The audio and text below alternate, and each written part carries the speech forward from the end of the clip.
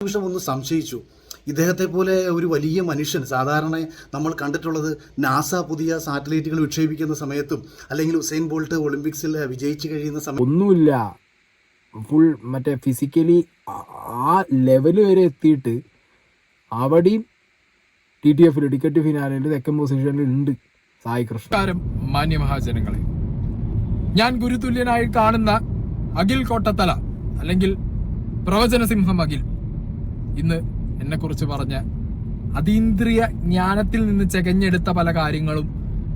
നമസ്കാരം. ഈ ഒരു വിഷയത്തിൽ നമ്മൾ വീഡിയോ ചെയ്യാൻ കുറച്ച് ലേറ്റായി പോയി. ഞാൻ സത്യം പറഞ്ഞാൽ എന്താ പറയുക, തുറന്ന് സംസാരിക്കട്ടെ. ഞാൻ ആദ്യം പറയാന്ന് വെച്ചാൽ ഈ വിഷയം നമ്മൾ ഇനിയും പിടിക്കേണ്ടതാണ്. കാരണം ഓൾറെഡി ഈ ചങ്ങാതിക്ക്, സീക്രട്ട് ഏജന്റിന്, സായിക്ക് ഒരു തരി, ഒരു മണൽത്തരിക്ക് പോലും സപ്പോർട്ടില്ല. സപ്പോർട്ടും ഹെയ്റ്റും മാത്രമല്ല, ഹെയ്റ്റ് ഓൾസോ നമുക്ക് മനസ്സിലാക്കാൻ പറ്റും.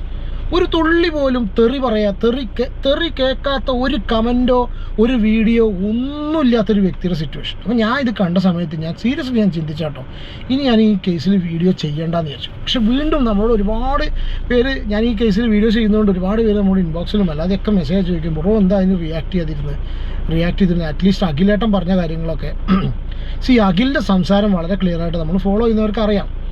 ഒരു കാര്യം സംഗതി പറയാമെന്ന് വെച്ചാൽ, നമ്മൾ ഇപ്പോൾ ആരെയും ഉപദേശിക്കുന്നില്ല കേട്ടോ, ഞാൻ എൻ്റെ ഒരു തോട്ട് പറഞ്ഞു എന്നേ ഉള്ളൂ. ഓക്കെ, ഏതായാലും സീക്രട്ട് ഏജൻറ്റ് പറഞ്ഞ കാര്യം, അഖിൽ പറഞ്ഞ കാര്യമൊക്കെ കേട്ടിട്ടുണ്ടാവും. ഇത് സോഷ്യൽ മീഡിയയാണ്, അങ്ങോട്ടും ഇങ്ങോട്ടും ചർച്ചയും വാക്പോരും കാര്യങ്ങളൊക്കെ ഉണ്ടായിരിക്കും. ഓക്കെ, നമ്മൾ പറയുകയും ചെയ്യും. നമുക്ക് പറയുന്ന സമയത്ത് നമുക്ക് തോന്നിപ്പോൾ നമ്മൾ പറയുന്നത് ഭയങ്കര മാസമാണ് തോന്നും. പക്ഷെ സത്യം പറഞ്ഞാൽ നമ്മൾ ആസായി ഉണ്ടാവും. അത് നമുക്ക് മനസ്സിലാവണമെന്നുണ്ടെങ്കിൽ നമ്മളെ താഴെ വന്ന കമൻറ്റ് ബോക്സും അല്ലെങ്കിൽ ഇത് റിയാക്ട് ചെയ്ത ആൾക്കാരും അല്ലെങ്കിൽ അവനവനോട് കുറച്ചൊക്കെ ആത്മാർത്ഥമുള്ള കുറച്ച് പേരോട് എങ്കിലും അറ്റ്ലീസ്റ്റ് ചോദിച്ചു നോക്കുക, ഞാൻ പറഞ്ഞതിൽ വല്ല സംഭവം ഉണ്ടാവും. അപ്പോൾ നിങ്ങളോട് ആത്മാർത്ഥമുള്ള മനുഷ്യനാണെങ്കിൽ അവർ പറഞ്ഞുതരും, നിങ്ങൾ ഈ ഒരു കാര്യം ചെയ്ത് നീ മിണ്ടാതിരിക്കുക, നീ അനാവശ്യമായിട്ട് നീ വായ തുറക്കല്ലേ. കാരണം നീ വായ തുറന്നു കഴിഞ്ഞാൽ വാണമായി പോകാനുള്ള സിറ്റുവേഷൻ ആയി പോകണമെന്നുള്ള പല ആൾക്കാരും, നിങ്ങൾക്ക് ആത്മാർത്ഥം ഉണ്ടെങ്കിൽ അങ്ങനത്തെ ആൾക്കാർ നിങ്ങളെ ചുറ്റുമുണ്ടെങ്കിൽ മനസ്സിലാവും. ഇതെന്താ പറയാൻ കാരണം അറിയോ, ഈ ഒരു വിഷയത്തിൽ ഇപ്പോൾ ഞാൻ ആ സീക്രട്ട് ഏജൻറ്റിൻ്റെ വീഡിയോ ഫസ്റ്റ് ഞാൻ ആ വീഡിയോ റിയാക്ട് ചെയ്തിരുന്നു. ഇവൻ കാറിൽ കയറുന്ന സമയത്ത് അഖിലിൻ്റെ കാര്യങ്ങൾ ചോദിച്ചപ്പോൾ ഞാൻ ഇതേ സെൻറ്റൻസാണ് പറഞ്ഞത്, അറിയില്ലെങ്കിൽ മിണ്ടാതിരിക്കുകയാണ് ഏറ്റവും ബെസ്റ്റ് സംഭവം. പക്ഷേ അവൻ്റെ സീക്രട്ട് ഏജൻറ്റിൻ്റെ ഫേസ് എക്സ്പ്രഷൻ കണ്ടപ്പോൾ എനിക്ക് ഫീൽ ചെയ്തത്, ഞാൻ സംസാരിച്ച് കുറച്ച് പേരോട് ഫീൽ ചെയ്ത് ഇവർ ഇതിനെക്കുറിച്ച് അറിഞ്ഞിട്ടുണ്ട്, അതായത് അഖിൽ പറഞ്ഞ കാര്യങ്ങൾ എന്താണെന്നുള്ളത് അറിഞ്ഞിട്ടുണ്ട്. പക്ഷേ എന്നാൽ കൂട്ടത്തിലൊരു ഡയലോഗ് അടിക്കും വേണം. കാരണം അതിൻ്റെ ഉള്ളിൽ നിന്നൊന്നും മിണ്ടാൻ പറ്റിയിട്ടില്ലല്ലോ. പുറത്തിറങ്ങിയതിന് ശേഷം എന്തെങ്കിലും ഡയലോഗ് നമുക്ക് അടിക്കണമല്ലോ, അത് വിചാരിച്ചിട്ടാണ് ഒരു ഡയലോഗ് പുറത്തുനിന്ന് പറഞ്ഞിട്ടുള്ളത്. പക്ഷെ പറയുന്ന സമയത്ത് സ്വാഭാവികമായിട്ടും ഇപ്പോൾ പറഞ്ഞെന്താ, അയ്യോ എനിക്ക് അതിനെക്കുറിച്ച് അറിയില്ല, എനിക്കൊന്നും അറിയാത്ത കാര്യം ഞാൻ എന്താ പറയുക, അതൊക്കെ ഉണ്ടായിരിക്കാം. പക്ഷെ നമുക്കറിയില്ല എന്താ, അതൊക്കെ പലതും പറയുമായിരിക്കാം, നമുക്കറിയില്ല. ഇത് പറയുന്നതിന് പകരം എങ്കിലും അയാളോട് ചോദിക്കുക എന്ന് പറയുന്ന സമയത്ത് വളരെ പ്രോപ്പറായിട്ട് ട്രിഗർ ആവുന്നൊരു സംഭവമാണ് അവിടെ പറഞ്ഞിട്ടുള്ളത്. അപ്പോൾ ഡെഫിനറ്റ്ലി അപ്പുറത്തിരിക്കുന്ന ആൾ എന്തായാലും ട്രിഗേർഡ് ആവും, നല്ല ഡയലോഗ് കിട്ടും. സ്പെഷ്യലി അപ്പുറത്ത് അഖിൽമാരായതുകൊണ്ട് ഏത് രീതിയിലാണ് ഡയലോഗ് വരിക എന്നുള്ളത് ഞാൻ അഖിലിനെ വലുതാക്കി പറയല്ല, അയാൾ സംസാരത്തിൻ്റെ കാര്യത്തിൽ വലുത് തന്നെയാണ്, അതിൽ യാതൊരു വിധ സംശയമില്ല. എതിരഭിപ്രായമുള്ള ഒരാളുമില്ല. ഇനി പറയുന്ന ആശയങ്ങൾ ചിലപ്പോൾ കുറച്ച് ആൾക്കാർക്ക് ഡൈജസ്റ്റ് ചെയ്യാം, ചില ആൾക്കാർക്ക് ചിലപ്പോൾ വളരെ ഇതായിട്ട് തോന്നാം. പക്ഷേ മജോറിറ്റി നമ്മൾ കാണുന്നതിൽ വെച്ച് മജോറിറ്റി ആൾക്ക് സപ്പോർട്ട് തന്നെയാണ്. എനിക്കല്ലാതെ പറയാൻ പറ്റുന്നില്ല, കാരണം ആൾക്ക് നന്നായി സംസാരിക്കാൻ അറിയാം. പിന്നെ ആൾ സംസാരിക്കുന്ന വിഷയങ്ങൾ ഒരു 99% ഒരു നേരിലുള്ള കാര്യമാണ്, കറക്റ്റായിട്ട്. അത് എനിക്ക് ഫീൽ ചെയ്തിട്ടുണ്ട്, വെറുതെ അതൊന്നും പറയുന്ന സിറ്റുവേഷൻ അല്ല. എക്സാമ്പിൾസൊക്കെ എടുത്ത് വെച്ച് സംസാരിക്കായിരിക്കാം. അത് സംസാരം കേൾക്കാൻ അത്രയും, അതായത് മറ്റാളുടെ സപ്പോർട്ടറായിരിക്കുന്ന ഒരു വ്യക്തിക്ക് തീരെയും അരോചകമായിട്ട് ഫീൽ ചെയ്യാം. പക്ഷെ നമുക്ക് കുറച്ചൊക്കെ ആളെ ഇഷ്ടമുള്ളൂ, കുറച്ചൊക്കെ നല്ല ഇഷ്ടമുള്ളത് കൊണ്ട് ആളുടെ സംസാരം ഇഷ്ടമാണ്. അപ്പോൾ ഇങ്ങനത്തെ ആൾക്കാരോട് സംസാരിക്കുമ്പോൾ അല്ലെങ്കിൽ ഇങ്ങനത്തെ ആൾക്കാരെ വിമർശിക്കല്ല, ഒരുമാതിരി വർത്തമാനങ്ങൾ പറയുന്ന സമയത്ത് അയാളുടെ ഭാഗത്ത് നിന്ന് എന്തായാലും ഉണ്ടായിരിക്കും. ഇയാളത് പറഞ്ഞു, അതിന് മറുപടിയായിട്ട് സീക്രട്ട് ഏജൻറ്റ് എന്തെങ്കിലും വീഡിയോ ചെയ്തു. ഒരുപാട് പേര് അതിൻ്റെ ക്ലിപ്പും കാര്യങ്ങളൊക്കെ എടുത്ത് വെച്ചിട്ടുണ്ട്. ഞാൻ അതുകൊണ്ടാണ് അത് വീണ്ടും ഇനി ഇവിടെ നിന്ന് ആ ക്ലിപ്പ് വയ്ക്കുന്നില്ല. പക്ഷേ ഇയാൾ പറഞ്ഞതെന്ന് വെച്ചാൽ, ഞാൻ ഇനി ഡബിൾ പവറിൽ സീക്രട്ട് ഏജൻറ്റ് അയാൾ എന്തോ സംഭവമാണ്, സായി എന്തോ ഒരു സംഭവമായിരുന്നു. അതായത് പണ്ടത്തെ സീക്രട്ട് ഏജൻ്റാണ് ഇപ്പോൾ അഖിൽമാരാണെന്നാണ് പറയുന്നത്. ദൈവത്തിനറിയാം. അതിൻ്റെ അടുത്ത കമൻസ് വായിച്ചു കഴിഞ്ഞാൽ എൻ്റെ ചങ്ങാതി സത്യം പറയാലോ സഹതാപം തോന്നിപ്പോവും. ചിരി വരുന്നേക്കാളും കൂടുതൽ ഇപ്പോൾ സഹതാപമായി തുടങ്ങി. ആദ്യമൊക്കെ കമൻസ് വായിക്കുന്ന സമയത്ത് ചിരി വരും, ഇപ്പോൾ സഹതാപമാണ്. കാരണം വെച്ചാൽ ഇങ്ങനെ അത് ഇത്ര നല്ല രീതിയിൽ സപ്പോർട്ടേഴ്സ് ഉണ്ടായിരുന്നൊരു വ്യക്തി 2-4 ദിനം കൊണ്ട് ഒരുത്തനെ നേരെ റൗണ്ട് അടിച്ച് താഴത്തേക്ക് ഇട്ടിട്ട് ഇത്രയധികം ആൾക്കാർ ഊക്കേണ്ട ഒരു കണ്ടീഷൻ വരിക എന്ന് പറഞ്ഞിട്ടുണ്ടെങ്കിൽ കയ്യിലിരിപ്പന്നെയാണ് കേട്ടോ. അല്ലാതെ നമ്മളെ യോഗം എന്ന് പറഞ്ഞാൽ പൊതുയോഗം അല്ലാതെ ഞങ്ങളോട് ഒരു വർത്താനുണ്ട്. അല്ല, നമ്മളെ യോഗമല്ല, അത് കയ്യിലിരിപ്പെന്ന് ഉദ്ദേശിച്ചത് നമ്മൾ അതിൻ്റെ ഉള്ളിൽ ചെന്ന് കാണിച്ചിട്ടുള്ള സംഭവമാണ്. അപ്പോൾ അതിൻ്റെ ആ ഒരു സംഭവം കൊണ്ടാണ് ഇത് ഇത്രയധികം ആൾക്കാർ വന്ന് പറയുന്നത്. അപ്പോൾ ഞാൻ തിരിച്ചു വന്നതിന് ശേഷം ഞാൻ ഈ ഡബിൾ പവറിൽ വരും, ട്രിപ്പിൾ പവറിൽ വരും എന്നൊക്കെ പറയുന്ന സമയത്ത് അപ്പുറത്തുള്ള വ്യക്തിയുടെ വലിപ്പം കൂടി ഒന്ന് മെഷർ ചെയ്യണം. വലിപ്പം എന്ന് പറഞ്ഞാൽ ഞാൻ ഒരാളെ താത്തിക്കെട്ടി സംസാരിക്കില്ല, പക്ഷേ സംസാരിക്കാനുള്ള ഇത് സംസാരം തമ്മിലുള്ള വാക്പോരായതുകൊണ്ട് സംസാരങ്ങൾ തമ്മിലുള്ള സംഗതി വെച്ച് നോക്കുമ്പോൾ definitely Akhil is far far far above എന്ന് വേണമെങ്കിൽ പറയാം.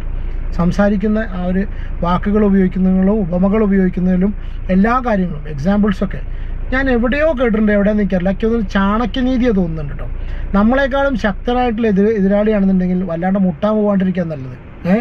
ഒരു തവള ചെന്നിട്ട് നേരെ ഇയാൾ തവളയും മറ്റത് ഇതൊന്നും പറയല്ല കേട്ടോ, പാണ്ടിലോറിൻ്റെ അടി ചെന്ന അവസ്ഥയായിരിക്കും. ഒരു ട്രെയിന് വരുന്ന സമയത്ത് ആ ജഗദീശ് ഒരു ആന കുത്താൻ വന്നാൽ ഞാൻ എന്ത് ചെയ്യുന്നു ചോദിക്കില്ല, അങ്ങനെ ഒരു ഡയലോഗ് ഉണ്ടല്ലോ. അതേമാതിരി നമുക്ക് ഈ സിനിമ ഡയലോഗ് ഇഷ്ടമായതുകൊണ്ട് ഇടയ്ക്കിടയ്ക്ക് വരും കേട്ടോ, പക്ഷേ ഓർമ്മ കിട്ടുന്നില്ല ചില സമയത്ത്. അപ്പോൾ ഒരു തീവണ്ടി കുത്താൻ വരുമ്പോൾ നെഞ്ചും വെച്ച് നിന്ന പോലെ അതുപോലെ പോയി നിൽക്കരുത്. നമ്മളെക്കാളും ശക്തരായിട്ടുള്ള എതിരാളി എന്ന് പറയാൻ കാരണം വെച്ചാൽ സംസാരത്തിൽ ഡെഫിനറ്റ്ലി അത് കാണുന്ന ആൾക്കാരെ വിലയിരുത്തുകയാണ്. അതുകൊണ്ടാണ് രണ്ടുപേരുടെയും കമൻറ്റ് ബോക്സ് പോയി നോക്കിക്കഴിഞ്ഞാൽ എന്താണെന്നറിയാം. കാരണം ഇത് രണ്ടും കോമൺ ഓഡിയൻസാണ്. കോമൺ ഓഡിയൻസ് ഒരുപാട് പറയുന്ന ആൾക്കാരെന്താ വെച്ചാൽ ക്ലിപ്പുകൾ വെച്ച് സംസാരിക്കുന്ന ഒരു സിറ്റുവേഷനല്ല ലൈവായിട്ട് കാര്യങ്ങൾ പറയുന്നതെന്നുള്ളത്. അപ്പോൾ നമ്മളെക്കാളും ശക്തരായ എതിരാളിയാണെന്നുണ്ടെങ്കിൽ മിണ്ടാതിരിക്കുക ഏറ്റവും നല്ല ബുദ്ധി. അല്ലെങ്കിൽ എന്ത് സംഭവിക്കുക, ദശമൂലം താമുവിൻ്റെ അവസ്ഥയാവും. മറ്റേ ചട്ടമ്പിനാടിലെ ദശമൂലം താമില്ലേ, അകത്തേക്കാണ്ട് കയറി ചെന്നിട്ട് മറ്റേ പോലീസുകാരനാണ് അറിയുമ്പോൾ കയറി ചെന്നിട്ട് തിരിച്ച് ഏറ്റിക്കൊണ്ടിട്ട് നെല്ലിൻ്റെ മുകളിൽ ഇടുമല്ലോ, ഇട്ടിട്ട് പറയില്ലേ ഒരു വെള്ളത്തുണിയോ ഓലക്കീറോ എടുത്തോളൂ എന്നെ ഒന്ന് പുതപ്പിക്കാൻ പറഞ്ഞിട്ടുള്ള അവസ്ഥയായി. ആ ഒരു സംഗതിയാണ് കണ്ടത്. കാരണം വെച്ചാൽ അഖിലെടുത്തങ്ങോട്ട് കൊടുത്തു. അത് കണ്ടവർക്കൊക്കെ ഏകദേശം മനസ്സിലായി. അഖിലിൻ്റെ വാക്കുകൾ വീണ്ടും പറയുന്നില്ല, കാരണം അഖിൽ അതിനുള്ള കഴിവുള്ള വ്യക്തിയാണ്. അതിൽ നൈസായിട്ട് എടുത്തു കൊടുത്തു. അതിന് ബദലായിട്ട് ഏകദേശം അതേ സ്റ്റൈലിൽ പഠിച്ച് പറഞ്ഞ മാതിരി തോന്നി. പഠിച്ച് പറഞ്ഞ മാതിരി ഈ ചങ്ങാതി തിരിച്ച് കാറിൽ വന്നിരുന്നിട്ട് ഒരു ഡയലോഗ് പറഞ്ഞു. കാരണം എന്താ വെച്ചാൽ നോർമൽ സംസാരത്തിൽ സീക്രട്ട് ഏജൻറ്റ് ഇതുപോലെ പറയുന്ന ആളല്ല. അപ്പോൾ ഇത് പഠിച്ച് പറഞ്ഞു എന്നുള്ള കണ്ടീഷൻ തന്നെ കണ്ട എനിക്ക് ഫീൽ ചെയ്തു, ഒരുപാട് പേർക്ക് ഫീൽ ചെയ്തു. പിന്നെ എന്താ വെച്ചാൽ ചെയ്യേണ്ട സംഭവം എന്താ പറയുക, നമുക്കൊരു മോശം സമയം, അപ്പോൾ ഞാൻ ബാക്കിയുള്ള കാര്യം പറയില്ല, അത് ഞാൻ പറയാം, അതിലേക്ക് വരാം. നമ്മളെക്കാളും ശക്തനായ എതിരാളിയാണെങ്കിലും ഉണ്ടായിരിക്കാന്നല്ലേ, സമമായിട്ട് നിൽക്കുന്നവരോട് കൂട്ടുകൂടാം അല്ലേ, അതന്നെയല്ലേ ചാണക്യനീതിക്ക് പെട്ടെന്ന് ഓർമ്മട്ടില്ല കേട്ടോ. കൂട്ടുകൂടാം, തന്നേക്കാളും വീക്കായിട്ടുള്ള ആൾക്കാരോട് ഫൈറ്റ് ചെയ്യാം, അത് അയാളുടെ അത് പറയാം കേട്ടോ. ശക്തരായ ആൾക്കാരോട് ഫൈറ്റ് ചെയ്യാതിരിക്കാൻ നല്ലത്, നാറും. കാരണം ഇത് സോഷ്യൽ മീഡിയയും കൂടെയാണ്.